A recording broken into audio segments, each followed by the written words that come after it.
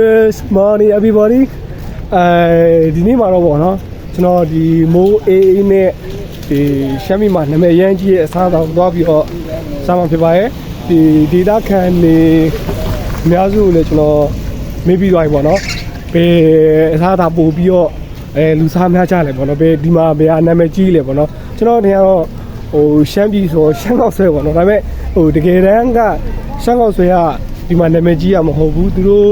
ပြောတာကတော့ဒီရေစိန်ခေါက်ဆက်ပေါ့နော်အဲ့ဒါကနာမည်ရမ်းကြီးရဆိုကျွန်တော်ရဲ့ဒီခုပဲသွားပြီးတော့မိုးအေးလေးမှာရေစိန်ခေါက်ဆက်သွားပြီးတော့စားလိုက်ကြအောင် Let's go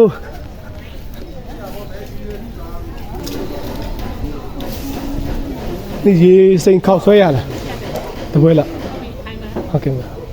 ရေစိန်ခေါက်ဆွဲတပွဲရဖို့ဆိုလို့ရှိရင်ကျွန်တော်တို့ကအရင်ဆုံးခေါက်ဆွဲကိုအရင်ဆုံးပြုတ်လိုက်ပါမယ်ခေါက်ဆွဲကို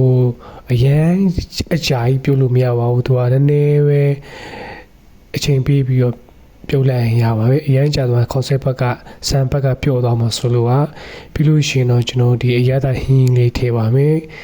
သူခဲညီဒီအနှစ်လေးထည့်မယ်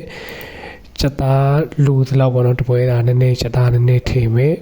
ပြီးလို့ရှိရင်ကျွန်တော်တို့စားကောပါကောလေးထည့်မယ်စားလေးနည်းနည်းထည့်မယ်ကျွန်တော်ဒီဂျာညွန့်ရှိရဲ့ဂျာညွန့်မှာကျွန်တော်အချိုးရှိရဲ့အငန်းရှိရဲ့ဒီမှာတော့အချိုးရောအငန်းကိုကျွန်တော်နှမျိုးသုံးနိုင်မယ်ပေါ့နော်ပြီးသွားလို့ရှိရင်တော့ကျွန်တော်စီကျဲလေးနည်းနည်းထည့်မယ်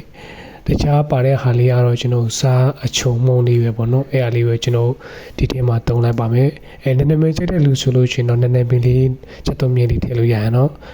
ကဲအခုဆိုလို့ရှိရင်တော့ရတာရှိရဲ့စီစဉ်ခေါက်ဆွဲလေးရပါပြီမိုက်မိုက်စားခြင်းစရာလေးသူရှမ်းကောက်ဆွဲနဲ့စိန်နေဒါပေမဲ့တကယ်တမ်းကရှမ်းကောက်ဆွဲမဟုတ်ဘူးအရသာကလည်းကွာရှမ်းကောက်ဆွဲမှာမြေပဲလို့ရှမ်းချင်တို့ပါတယ်ဒီထဲမှာတော့မပါဘူးဒါဆိုရည်စင်ကောက်ဆွဲဖြစ်တဲ့တွေ့ကြောင့်